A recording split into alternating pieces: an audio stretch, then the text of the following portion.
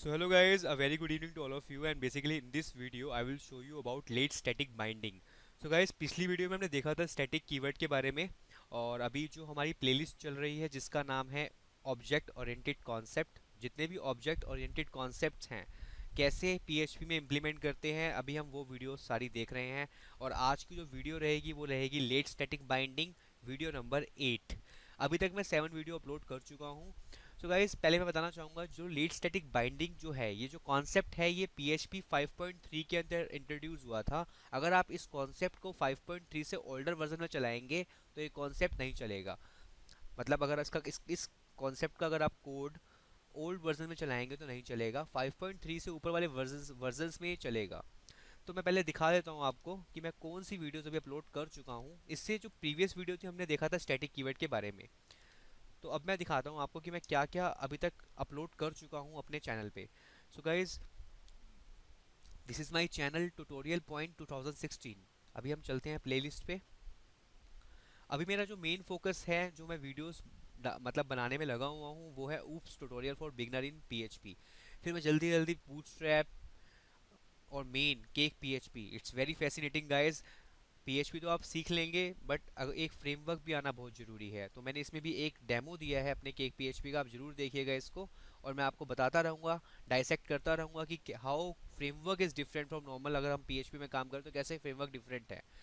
तो अभी late static binding का कॉन्सेप्ट हम देखेंगे। इस पर अभी मैं आपको बता देता हूँ मैं क्या क्या अपलोड कर चुका हूँ। ऑब्जेक्ट क्लासेस, कंस्ट्रक्टर फंक्शन मतलब मैजिक फंक्शंस बोल सकते हैं आप कंस्ट्रक्टर फंक्शन को, inheritance, encapsulation, abstract class and another example of abstract class 5.1 and interface. Now the next is static keyword। अब हमने प्रीवियस वीडियो में देखा था गाइस। आज की जो वीडियो रहेगी वो 9th वीडियो होगी जिसमें हम देखेंगे कि लेट स्टैटिक बाइंडिंग का मतलब क्या है। तो आज हम देखते हैं पहले लेट स्टैटिक बाइंडिंग। तो गाइस ये जो एग्जांपल आप देख रहे हैं अभी स्क्रीन पे ये मेरी पिछली वीडियो का एग्जांपल है जो मैंने बताया था oops concept in PHP static keyword part 7। इसमें हमने एक आईआरसीटीसी क्लास ली थी और एक स्टैटिक कीवर्ड लिया था। मैंने कुछ रूल्स बताए थे कि स्टैटिक कीवर्ड जैसे मैंने इस काउंट, मैं थोड़ा सा एग्जांपल ब्रीफ कर देता हूँ, ये हमने पिछली वीडियो में देखा था। इस काउंट की वैल्यू में भी हमने जीरो दी है, ठीक है।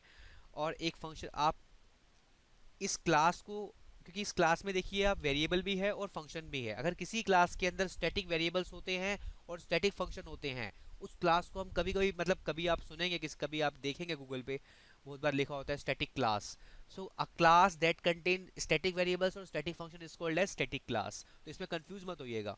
अब स्टैटिक कीवर्ड मैंने बताया था आपको, अगर कोई भी वेरिएबल मेरा स्टैटिक है तो आपको उसको ऑब्जेक्ट से बुलाने की जरूरत नहीं है, आप सीधा बिना ऑब्जेक्ट बनाए भी काम कर सकते हैं।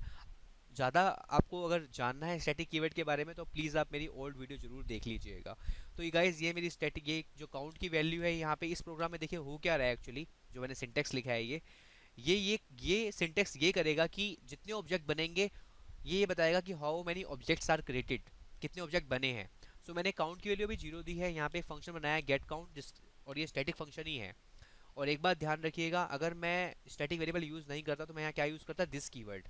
तो कंफ्यूज मत होइएगा, मेरी पिछली वीडियो में मैंने पूरा बताया है अच्छे से। अभी यहाँ सेल्फ यूज़ किया है। कभी भी स्टैटिक वेरिएबल को अगर क्योंकि अभी ये वेरिएबल है, अगर मुझे वेरिएबल को यहाँ इस फंक्शन में यूज़ करना है तो अगर ये स्टैटिक ना हो तो मैं यहाँ दिस लिखता, एरो ऑपरेटर और काउंट लिखता। बट अभी ये वेरिएबल जो है वो स्टैटिक है, इस वजह से मैंने सेल्फ लिखा। और स्कोप रेजोल्यूशन ऑपरेटर जो हम सी प्लस प्लस में यूज़ करते हैं वो आपको यहाँ देना पड़ेगा, ठीक है। जिससे क्या होगा, अभी गेट काउंट की वैल्यू जीरो है तो ये यहाँ पे ये पता चल जाएगा अभी गेट काउंट की वैल्यू जीरो है। मैं आपको पूरा समझाता हूँ कोड। और ये एक कंस्ट्रक्टर है। सो गाइस देखिए यहाँ पे, और मैंने कहीं ना कहीं आईआरसीटीसी को एक्सटेंड कर रखा है, मतलब इनहेरिट कर रखा है एक्स वाई जेड के अंदर। और कहीं ना कहीं एक्स वाई जेड के अंदर भी एक फंक्शन है गेट काउंट। अब देखिए गेट काउंट यहाँ भी है, गेट काउंट यहाँ भी है। अब कैसे वर्क करेगा, मैंने एक्स वाई जेड का ऑब्जेक्ट बनाया, object one, object two, object three. जैसे ही मैं ये काम करूंगा ना तो ये एक्स वाई जेड है यहाँ पे। क्या इसमें आपको कंस्ट्रक्टर दिख रहा है, नहीं दिख रहा। तो क्या होगा, आपने आईआरसीटी एक्सटेंड कर रखा है तो क्या करेगा ये सेल्फ, मतलब सेल्फ, और जो आपका काउंट है उसमें मैंने इंक्रीमेंट कर रखा है उसकी वैल्यू इंक्रीमेंट होती रहेगी। कहीं ना कहीं देखिए सेल्फ क्यों यूज़ किया, क्योंकि वो स्टैटिक वेरिएबल है। अगर अगर मान लीजिए वो स्टैटिक ना होता, मैं यहाँ से स्टैटिक हटा दूँ तो आप क्या करते, फिर आप ये चीज़ करते, देखिए ध्यान से, डॉलर दिस, ये चीज़ करते हैं आप। बट इसकी अभी हमें जरूरत ही नहीं क्योंकि हम स्टैटिक कीवर्ड यूज़ कर रहे हैं। तो सिंपल हम क्या करेंगे, सेल्फ, ये सेल्फ काउंट की वैल्यू इंक्रीमेंट। तो 3 बार देखिए अब क्या हो रहा है, कहीं ना कहीं एक बात हमेशा ध्यान रखिएगा, अगर आपके पास पेरेंट के पास ये, क्योंकि IRCTC मेरी पेरेंट क्लास है, इसके पास एक कंस्ट्रक्टर ऑलरेडी है, तो ये XYZ के लिए भी काम कर सकता है और कर रहा है, देखिए कोड में। तो जैसे ही 3 ऑब्जेक्ट बनेंगे तो काउंटर की वैल्यू 3 हो जाएगी। अब देखिए ध्यान से, अब मैं यहाँ क्या कर रहा हूँ, इको करवा रहा हूँ IRCTC गेट काउंट, तो क्या कॉल कर रहा है ये, अब मैंने ये देखिए क्या कर रहा हूँ, IRCTC लिखा है मैंने यहाँ पे, तो अब IRCTC के बाद जाएगा और गेट काउंट दे देगा, और काउंट की वैल्यू भी क्या है 3, तो ये आपको फाइनली 3 रिटर्न कर देगा और 3 प्रिंट हो जाएगी। ठीक है, सिंपल। आप चाहो तो इस गेट काउंट को ही बुला सकते हैं, बट अगर इस गेट काउंट को बुलाना तो आपको XYZ लिखना पड़ेगा IRCTC की जगह पे, यहाँ पे XYZ। अब ये क्या करेगा, इस गेट काउंट को बुलाएगा, पर ध्यान रखिए जैसे ही इसको बुलाएगा ना, अब यहाँ इसको क्या मिलेगा, पेरेंट गेट काउंट। तो ये एक तरीका होता है, कभी भी पेरेंट क्लास का फंक्शन कॉल करना हो तो क्या लिखते हैं, पेरेंट और स्कोप रेजोल्यूशन ऑपरेटर और गेट काउंट, तो ये इसको बुला लेगा और सिंपल वही आउटपुट, सेम आउटपुट देगा। तो ये हमने देखा था स्टैटिक कीवर्ड। आज का जो सेशन रहेगा, हम जो देखने वाले हैं और वो रहेगा आज हमारा लेट स्टैटिक बाइंडिंग क्या होती है। तो हम एक नई फाइल बना लेते हैं लेट स्टैटिक के नाम से, ठीक है, और इसके अंदर ये कोड पेस्ट करते हैं जो हम देख रहे थे, और इसको यहाँ से कोड को रिमूव कर देते हैं। ठीक है, और कॉन्सेप्ट आज हम बताएंगे आपको late, sorry it's not last, late static binding. तो गाइस सबसे पहले मैं बताना चाहता हूँ आपको, ये पार्ट हमारा 8 है। ठीक है, वीडियो नंबर 8 आज हम देखेंगे लेट स्टैटिक बाइंडिंग। सबसे पहले मैं आपको बताता हूँ, थोड़ा सा पहले थोड़ी थ्योरी समझ लें, लेट स्टैटिक बाइंडिंग है क्या। So guys let static binding concept है जो PHP 5.3 में इंट्रोड्यूस हुआ था। अगर आप जो मैं अभी कोड लिखूंगा, इस कोड को अगर आप 5.3 से ओल्डर वर्जन में चलाएंगे तो ये कोड नहीं चलेगा। 5.3 से ऊपर जितने भी वर्जन्स आए हैं अगर उसमें आप चलाएंगे तो ये कोड डेफिनेटली चलेगा। सो गाइस सबसे पहले हम देखेंगे लेट स्टैटिक बाइंडिंग होता क्या है और क्यों यूज़ करते हैं। पर उससे पहले मैं PHP से हटकर मैं आप कोई और लैंग्वेज में चलेंगे, जैसे फॉर एग्जांपल अगर मैं C लैंग्वेज की बात करूं या C++ लैंग्वेज की बात करूं। चलिए मैं C++ लैंग्वेज लेता हूं। उसमें अगर आप टर्बो C में काम करते हैं, अगर गाइज आप मेरी वीडियो ये देख रहे हैं, अगर आपको टर्बो C के बारे में नहीं पता तो कोई बात नहीं। टर्बो C एक एडिटर है जिसमें हम C++ के प्रोग्राम लिखते हैं। एक टर्बो C ही एडिटर नहीं है, कोड ब्लॉक है, इक्लिप्स है, काफ़ी सारे एडिटर्स होते हैं जिसमें हम कोड को लिखते हैं और अपने प्रोग्राम को चलाते हैं। अगर आप कोई भी प्रोग्राम चलाते हैं तो वो फर्स्ट कंपाइल होता है और सेकंड फिर इंटरप्रेट होता है। ठीक है, अब आप क्या करते हैं, अगर मैं C++ की बात करूं तो उसमें आप कोई भी प्रोग्राम कंपाइल करते हैं तो उस केस में उस टाइम पे ओनली आपके जितने भी सिंटैक्टिकल एरर होंगे, मान लीजिए आपने कोड लिखा है उसमें कुछ मिस्टेक है, मतलब कि अगर ग्रामेटिकल अगर मैं नॉर्मल भाषा में बात करूं या कोई ग्रामर मिस्टेक है कोड के अंदर, तो वो आपकी अराइज होगी कंपाइल टाइम पे। अगर कोई लॉजिकल एरर है वो आपका अराइज होगा रन टाइम पे। एक कंपाइल टाइम होता है, एक रन टाइम होता है। रन टाइम में आपको फाइनल आउटपुट मिलता है और कंपाइल टाइम में आपको जितने सिंटैक्टिकल एरर है वो अराइज हो जाएंगे। अगर आपको आपके कोड में कोई सिंटैक्टिकल एरर नहीं है, दैट मीन्स आपका प्रोग्राम प्रॉपर कंपाइल हो गया है, और फिर हम रन कराते हैं प्रोग्राम को और अपना आउटपुट देखते हैं। ये प्रोसेस चलता है बैक एंड में। मतलब इसकी जो इंटरनल प्रोसेसिंग बात करूं, अगर मैं इंटरनल प्रोसेसिंग की बात करूं तो इस तरीके से C और C++ में होती है। ठीक है, अब बात यहाँ ये आ जाती है PHP में क्या होता है। ठीक है, PHP में भी कंपाइल होता है और इंटरप्रेट होता है, बट ब्राउज़र जो होता है वो इंटरप्रेटर यूज़ करता है। कंपाइल का मतलब क्या है यहाँ पे, फिर अगर ब्राउज़र ही अगर इंटरप्रेटर यूज़ कर रहा है। अब आपको बताता हूँ एक्चुअली है क्या।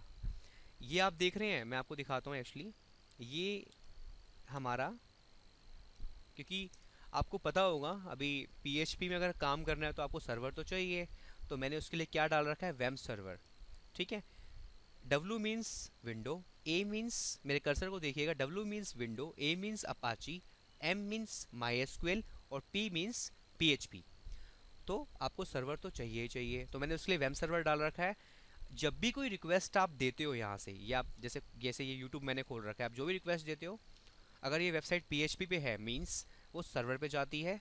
ये एक्चुअली क्या है, एक तरीके से एप्लीकेशन सॉफ्टवेयर ही है। वेब सर्वर क्या है, हमारा एप्लीकेशन सॉफ्टवेयर है। अब इसके पास रिक्वेस्ट जाती है। अब मैं आपको बता रहा हूँ कि बैक एंड में एक्चुअली जो यूज़र को नहीं दिखता, मैं भी आपको कोड में ही बताऊँगा ये चीज़। तो बैक एंड में जाती है, आपकी जो स्क्रिप्ट आपने पीएचपी में लिखी है वो कंपाइल होती है, और कंपाइल होने के बाद अगर कोई एरर है तो आपको कोई फैटल एरर दे देगा या सिंटैक्टिकल एरर आपके ब्राउज़र पे दे देगा। अदरवाइज अगर वो आपका कंपाइल ठीक है तो ब्राउज़र आपका जो भी इंटरप्रेटर जो मैं बता रहा हूँ आपको, क्योंकि आपके जो सर्वर है उसके पास इंटरप्रेटर होता है, तो आप कहीं ना कहीं सर्वर भी कहाँ खोला होगा, आपके ब्राउज़र भी तो ओपन है। कहीं ना कहीं ये क्या हो रहा है कि आप कोई भी प्रोजेक्ट खोल रहे हैं तो इसी पे तो खुल रहा है, तो जब वो इंटरप्रेट होगा, अगर वो कोई लॉजिकल एरर नहीं है तो वो आपको आउटपुट दिखा देता है। अब हम देखते हैं इसको कोड में, मैं क्या कह रहा हूँ अब हम कोड में देखेंगे। फॉर एग्जांपल मैंने यहाँ पे सिंपल यहाँ पे एक क्लास बनाई यहाँ पे डेमो। ठीक है, अभी देखेंगे, हम पूरा एक सिनेरियो अभी डिस्कस करूंगा मैं आपसे, ताकि आप पूरा आपको समझ आए लेट स्टैटिक बाइंडिंग होता क्या है। हमने इसके अंदर एक डेमो दिया और मैंने यहाँ पे लिख लिया पब्लिक, और एक वेरिएबल बनाया मैंने। स्टैटिक वेरिएबल बनाते हैं क्योंकि हम पढ़ के आए हैं अभी स्टैटिक वेरिएबल, तो अब स्टैटिक वेरिएबल बनाएंगे। एक हम यहाँ पे स्टैटिक, आप चाहो तो नॉर्मल वेरिएबल बना सकते हो। स्टैटिक वेरिएबल बनाया हमने यहाँ पे, और मैंने यहाँ पे दिया डॉलर ID,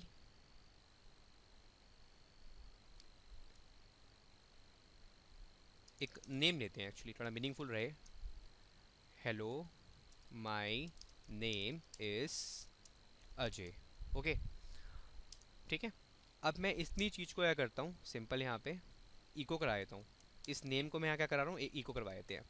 ठीक है, अब यहाँ एरर आ रहा है, कोई बात नहीं, क्योंकि अभी तो मैं एडिटर पे काम कर रहा हूँ इसलिए ऑटोमेटिकली एरर दे दिया। अगर मैं नोट पैड पर काम कर रहा होता तो एरर नहीं देता, क्योंकि एडिटर ये जो आप देख रहे हैं नेटबीन्स में काम कर रहा हूँ अभी। तो नेटबीन्स क्या है, एक आईडी ही है। आईडी ही की फुल फॉर्म होती है इंटीग्रेटेड डेवलपमेंट इन्वायरमेंट। बने बनाई चीज़ें आपको देगा, आपको यूज़ करने आनी चाहिए। जैसे इसने एरर बता दिया, एरर है मीन्स मैं कुछ गलत कर रहा हूँ तो ये बता देगा, ये एडिटर की खास बात होती है। बट अगर मैं किसी नोट पैड में काम करता, सपोज मैं नोट पैड में स्क्रिप्ट लिखता, अगर मैं नोट पैड में लिखूँ इस चीज़ को, तो क्या होगा, कोई इसमें तो मैं कुछ भी लिख दूँ तो ये एरर बताएगा नहीं मुझे। तो ये खास बात होती है एक आईडीई में। ठीक है, तो अब मैंने इसमें देखिए, मैं इसको भी कुछ नहीं कर रहा, इसको यहाँ से मैं रीनेम, इसको यहाँ से मैं कॉपी कर लेता हूँ। हम ब्राउज़र पर चला के देखते हैं एक्चुअली आता क्या है आउटपुट। PHP देखिए एरर दे रहा है, सिंटेक्स एरर, मतलब कि वेब सर्वर के पास रिक्वेस्ट गई, क्योंकि PHP हमारी क्या है, सर्वर साइड टेक्नोलॉजी है, तो जो भी स्क्रिप्ट चलेगी सर्वर पे ही चलेगी। वेब सर्वर पे रिक्वेस्ट गई, अब ये क्या कह रहा है, सिंटेक्स एरर अनएक्सपेक्टेड। सो मैंने क्या एरर है इसके अंदर, सेमीकोलन लगाया, अब कोई एरर नहीं आएगा। देखिए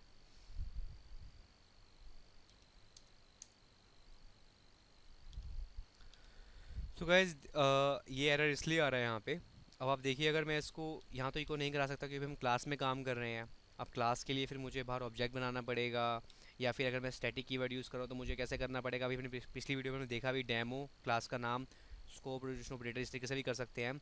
बट हमारा कॉन्सेप्ट क्या है, लेट स्टैटिक बाइंडिंग, तो मेरे को जो बताना है आपको बताता हूँ एक्चुअली। तो अभी हम क्या करते हैं, सिंपल इसको यहाँ से हटा देते हैं।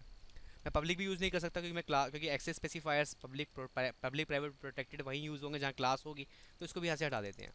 मैं सिंपल यहाँ क्या करता हूँ, इको, और क्या करना चाहता हूँ मैं, इको नेम। अब आप देखिए एक्चुअली जो मुझे समझाना है, अभी कोई एरर नहीं है इसमें, जो एरर आ रहे थे वो हमने हटा दिए हैं। अब देखिए सिंपल क्या आ जाएगा यहाँ पे, hello my name is Ajay. अब इसका मतलब क्या है एक्चुअली देखिए, जैसे ही सर्वर के पास रिक्वेस्ट गई और उसे पता चला कि जब ये कंपाइल हुआ तो कोई सिंटेक्स एरर तो मिला नहीं, तो वो क्या करेगा, इस hello my name is Ajay को यहाँ से कॉपी करके क्या करता है, यहाँ पेस्ट कर देता है। मतलब कहीं ना कहीं ये चीज़ मिल दिखती है आपको ब्राउज़र पे। मतलब अभी तो मैंने यहाँ क्या किया, मैं आपको दोबारा दिखाता हूँ। मैंने यहाँ क्या लिखा था, नेम, जो ये नेम है मैंने यहाँ पास किया था। बट रन टाइम पे क्या होता है, जब आपको ब्राउज़र पे बहुत जल्दी डिस्प्ले हो जाता है, वो क्या होता है, ये होता है वो।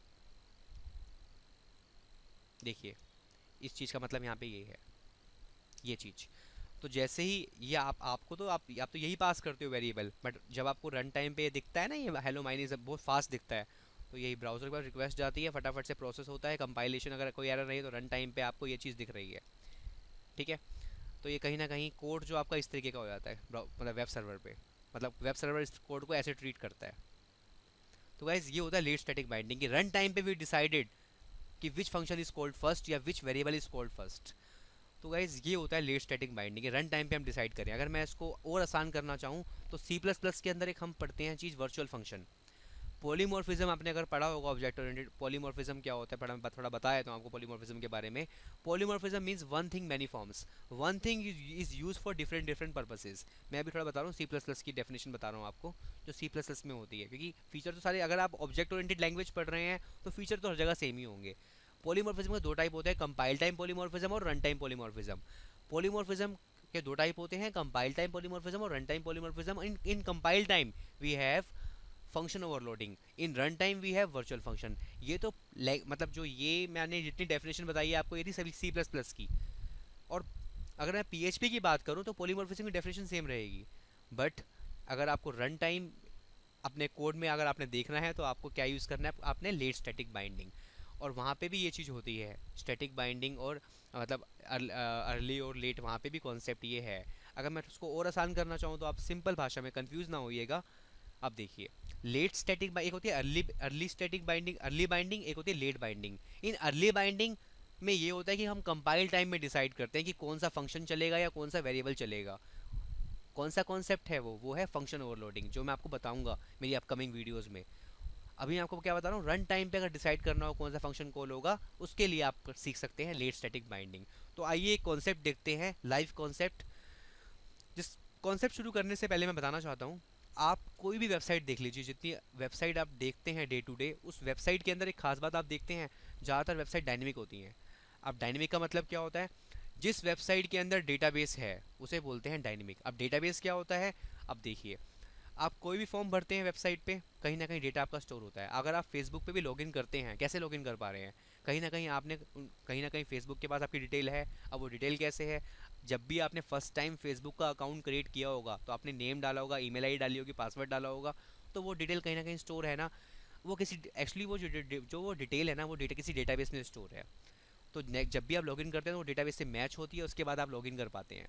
तो मैं पूरा आपको जब इसी इसी वीडियो सेशन में जो मैं आपको पूरा सिखा रहा हूँ, इसमें हम देखेंगे आगे डेटाबेस कैसे क्रिएट करते हैं, माईएसक्यूएल की क्वेरीज क्या होती हैं, सब कुछ देखेंगे। और लास्ट में हम बनाना सीखेंगे CRUD operation. So guys, CRUD operation से बनाने से पहले मैं आपको कुछ सिखाना चाहता हूँ। एक्चुअली कर्ड का मतलब क्या होता है, क्रिएट और रीड, अपडेट एंड डिलीट, इसकी फुल फॉर्म होती है। अगर कोई भी वेबसाइट आप ओपन कर लीजिए, आपको ये चीज़ ज़रूर दिखेगी, इन डेटा को इंसर्ट करना, डेटा को डिस्प्ले कराना, डिलीट करना, अपडेट करना, ये बहुत ज़रूरी होता है सीखना। तो माईएसक्यूएल की क्वेरी में तो हम सीख लेते हैं, बट पीएचपी की स्क्रिप्ट के साथ कैसे सीखें, तो हम ये ज़रूर देखेंगे अपकमिंग वीडियोज़ में। तो मैं पूरा तो नहीं बता रहा अभी आपको, ये लेट मतलब लेट स्टार्टिंग बाइंडिंग मैं पूरा बता रहा हूँ, बट मैं कर्ड ऑपरेशन यहाँ पूरा नहीं बताऊँगा, बट मैं आपको थोड़ा एग्जाम्पल दे रहा हूँ। तो क्या होता है कि जब भी हम कोई डायनेमिक वेबसाइट देखते हैं तो उसमें कुछ ऑपरेशन तो होते हैं, इंसर्ट, अपडेट, डिलीट। तो एक एग्जांपल देते हैं,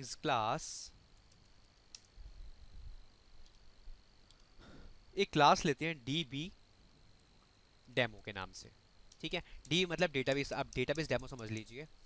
गाइस ये कोड मैं पूरा मतलब ये मैं आपको खाली लेट स्टैटिक बाइंडिंग ही बता रहा हूँ। तो मैं जो कोड लिख रहा हूँ तो उसको आप ये मत सोचिएगा कि इसमें इंसर्ट तो हो नहीं रहा, वो सब चीज़ें नहीं देखेंगे हम।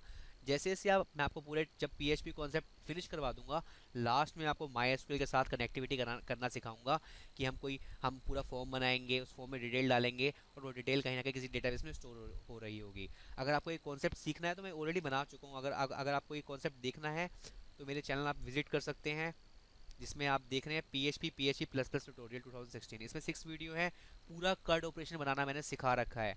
बट अगर आपको सीखना है ऑब्जेक्ट ओरिएंटेड से कैसे होगा, तो अब आप अपकमिंग वीडियोस में आप देख सकते हैं। तो गाइस सिंपल, हमने एक यहाँ पे एक एक डीबी डेमो क्लास बनाई। इसमें मैंने लिया प्रोटेक्टेड स्टैटिक वेरिएबल ले लेते हैं, क्योंकि हम पढ़ के आए हैं स्टैटिक वेरिएबल, तो वही लेंगे हम। और यहाँ एक वेरिएबल लेते हैं टेबल। इस टेबल में हम क्या दे रहे हैं, टेबल का नाम दे देते हैं कुछ, बेस डेमो टेबल, ये हमारी टेबल का नाम है। गाइस एक्चुअली क्या होता है, डेटाबेस, जब भी डेटाबेस की अब बात हो रही है तो थोड़ा बताया तो मैं आपको, डेटाबेस के अंदर क्या होता है एक्चुअली, डेटाबेस है क्या। एक्चुअली डेटाबेस की डेफिनेशन क्या है, it is a collection of inter related data in the form of table. So table, जो भी डेटा आप भरते हैं, किसी भी रजिस्ट्रेशन फॉर्म, आप कोई भी रजिस्ट्रेशन फॉर्म भरते हैं, तो कहीं ना कहीं कोई टेबल बनी है, उस टेबल में स्टोर हो रहा है ना। तो उस टेबल के अंदर स्टोर हो रहा है, तो उसका नाम मैंने क्या दे दिया अभी, base table, base demo table, ठीक है। अगर आपको कोई भी डाउट होता है कमेंट छोड़ सकते हैं, मैं कमेंट में आपको क्लियर कर दूंगा कि मैं क्या कहना चाहता हूँ, या आप मुझे मेल भी कर सकते हैं। सी, अब मैंने फंक्शन बनाया है यहाँ पे, पब्लिक फंक्शन, फंक्शन का नाम दिया मैंने सिलेक्ट, ठीक है। और सिंपल मैंने प्रिंट करवाया है यहाँ पे, क्वेरी सिलेक्ट स्टार फ्रॉम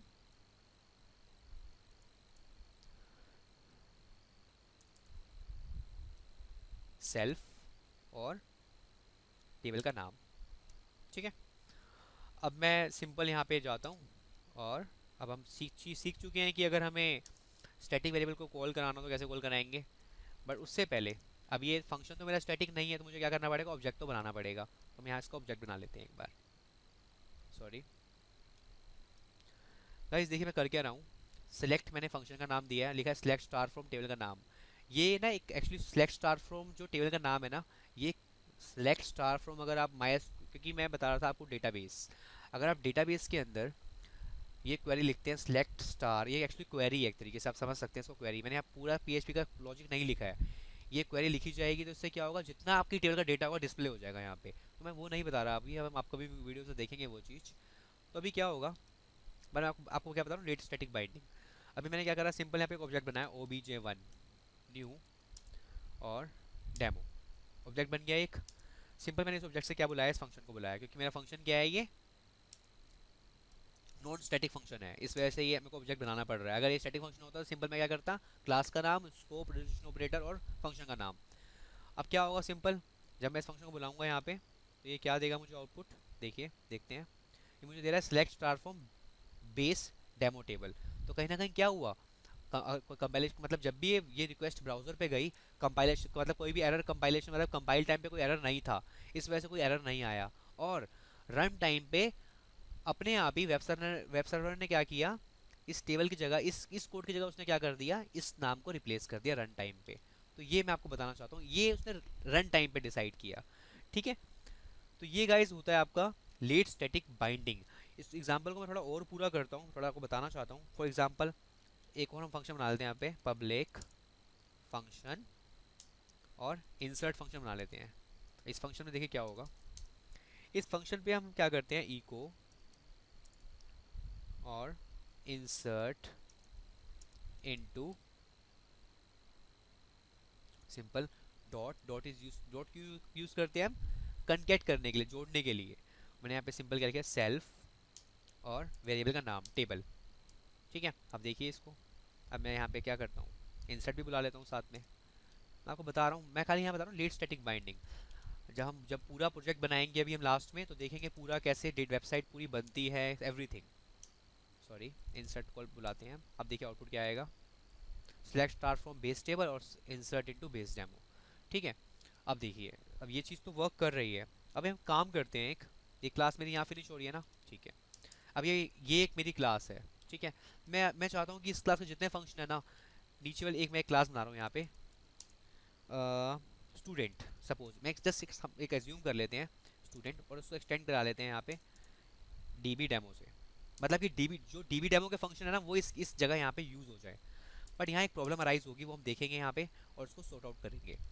अब स्टूडेंट टेबल हमने बना ली है और चाहता हूँ डीबी फंक्शन के जितने फंक्शन है वो यहाँ यूज़ हो जाएं। बट गाइस देखिए, अब एक स्टूडेंट हमारे पास है, हमने क्लास दी स्टूडेंट, तो स्टूडेंट की एक टेबल होगी, और इस क्लास के अंदर जो स्टूडेंट टेबल होगी उसमें स्टूडेंट से रिलेटेड डेटा स्टोर होगा, लाइक उसका फ़ोन नंबर वगैरह। तो हम क्या इसलिए हमें टेबल तो यहाँ बनानी पड़ेगी। गाइज एक चीज़ ध्यान रखिएगा, जो आप क्लास बनाते हैं ना, जो आप क्लास का नाम दे रहे हैं वही आपकी टेबल है। अब मैंने स्टूडेंट दिया तो स्टूडेंट की एक टेबल हो गई, आपने एक फीडबैक क्लास बना ली तो एक फीडबैक की टेबल हो गई। तो सिंपल हम यहाँ क्या करते हैं, यहाँ डिफाइन कर देते हैं अपनी टेबल का नाम, जैसे हमने यहाँ डिफाइन किया था ऊपर। अब हम यहाँ डिफाइन कर देते हैं, यहाँ पे टेबल का नाम हमने दिया स्टूडेंट। ठीक है, पर अब देखिए, अगर मैं यहाँ पे इस फंक्शन, अगर मैं यहाँ पे ऑब्जेक्ट बनाता हूँ स्टूडेंट का, ठीक है, और स्टूडेंट का ऑब्जेक्ट बना लिया मैंने, और मैं किसको बुला रहा हूँ, सिलेक्ट फंक्शन को। बट मेन इंपॉर्टेंट बात यह है कि आउटपुट क्या आएगा, देखिए ध्यान से, बेस डेमो ही देगा ये, ऐसा तो नहीं होना चाहिए। नया स्टूडेंट क्लास का ऑब्जेक्ट बना रहा हूँ, ध्यान से देखिएगा, मैंने ऑब्जेक्ट किसका बनाया है यहाँ पे, स्टूडेंट का। नीचे किसका ऑब्जेक्ट बनाया हमने, स्टूडेंट का, और बुला रहा हूँ सिलेक्ट और इंसर्ट। तो पर नाम तो स्टूडेंट आना चाहिए ना, फिर सिलेक्ट स्टार फ्रॉम स्टूडेंट और इंसर्ट इनटू स्टूडेंट, और ये चीज़ नहीं आ रही है। इस चीज़ को सॉर्ट आउट करने के लिए सबसे बेटर ऑप्शन क्या होता है, आप यहाँ पे सिंपल क्या कर दीजिए, सेल्फ हटा के क्या कर दीजिए, स्टैटिक। ये जो कॉन्सेप्ट है आपका लेट स्टैटिक बाइंडिंग का, वो ये है। आप ये चीज़ कर देंगे तो क्या होगा, देखिए ध्यान से, एक और कोड चलाते हैं। क्या कर दिया इसने, select star from run time पे डिसाइड हो रहा है कि किस टेबल का आपको डेटा लाना है। तो यहाँ स्टूडेंट का चाहिए। ऐसे अब आप चाहिए, आप एक क्लास और बना लीजिए, सिंपल। मैंने क्लास और बना ली यहाँ पे फीडबैक, और इसको एक्सटेंड करा दिया हमने किससे, डीबी से ही। ठीक है। और और क्योंकि मैं चाहता हूँ जितनी चीज़ें सारी यूज़ हो जाएं, तो अब देखिए सिंपल यहाँ पे आई थिंक आपको क्लियर होगा। अब यहाँ पे मैंने फीडबैक की क्लास बनाई, उसमें एक्सटेंड कर लिया डीबी डेमो को। अब मैं सिंपल इसको कॉपी कर लेता हूँ और यहाँ पेस्ट कर देते हैं हम, और टेबल का नाम दे देते हैं। हमारी टेबल का नाम क्या है, फीडबैक। अब आप देखिए कोड रीयूज भी हो रहा है और साथ साथ हमारे अकॉर्डिंग डिसाइड भी हो रहा है कि हमने कौन सा चलाना है। तो जिसका ऑब्जेक्ट बनाएंगे वो उसका फ्लो कर देगा। मैं यहाँ पे अगर फीडबैक कर दूंगा तो देखिए फीडबैक के तरीके से प्रोसेस होगा। बट गाइस पहले मैं इसको कंप्लीट कर दूं, तो यहाँ पे हम क्या कर देते हैं, इसको स्टैटिक। स्टैटिक हो गया। अब देखिए आप, अब आपने जिसको बुलाना है उसको बुलाइए। अब स्टूडेंट, मैंने स्टूडेंट का ऑब्जेक्ट बनाया, तो क्या हुआ, select star from student insert into student. मुझे फीडबैक का चाहिए एक्चुअली। ठीक है, कोई बात नहीं, हम फीडबैक का बना देते हैं। फीडबैक देखिए अब क्या होगा output, select star from feedback insert into feedback. देखिए, देख रहे हैं आप। तो गाइज ये होता है late static binding. I hope काफ़ी क्लियर होगा आपको। कोई डाउट आता है आप मुझे मेल कीजिए, मैं आपको कोड भी सेंड कर दूंगा। कोई भी डाउट आता है पूछ सकते हैं। तो गाइज ये था लेट स्टैटिक बाइंडिंग। और जब हमारा ऑब्जेक्ट ओरिएंटेड कॉन्सेप्ट जब हम फिनिश करेंगे, तो लास्ट में हम जो मैंने ये खाली इको इको करा दिया है, सिलेक्ट स्टार फ्रॉम दिस, हम पूरा कॉन्सेप्ट समझेंगे कि कैसे डेटा स्टोर होता है डेटाबेस के अंदर, कैसे इंसर्ट होता है, एवरीथिंग। सो गाइज ये था late static binding. Next video में हम देखेंगे कुछ न्यू कॉन्सेप्ट ऑब्जेक्ट ओरिएंटेड के। So thank you for watching. If you like this video so please subscribe my channel. Thank you for watching. Thank you.